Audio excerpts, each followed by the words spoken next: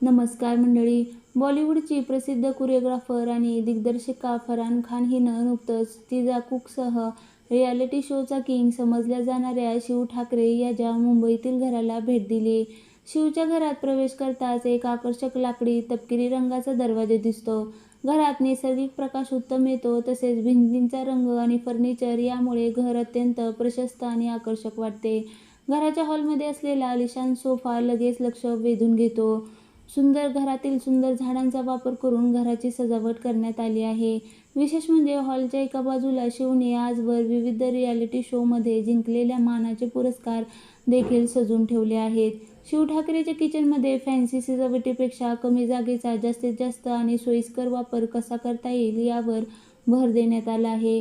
शिवचं काही दिवसांपासून आपल्या आजीच्या हाताचे आणि पायाचे हुबेहूब 3D कास्टिंग बनवून घेतले आहे.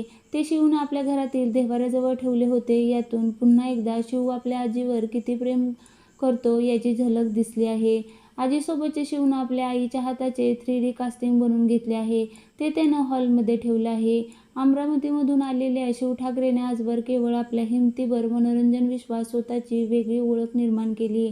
MTVवरील रोडीज रायझिंगमधून त्याचा प्रवास सुरू झाला. त्यानंतर त्याने बिग बॉस मराठी 2चे विजेतेपद पटकावून महाराष्ट्राच्या जनतेच्या मनावर राज्य केले.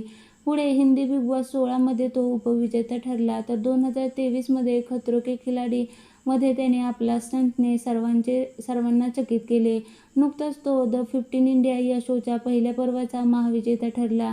आता शिव आगामी काळात कोणत्या नवीन प्रोजेक्टमधून प्रेक्षकांच्या भेटीला येतो याकडे चाहत्यांचं लक्ष लागलं आहे.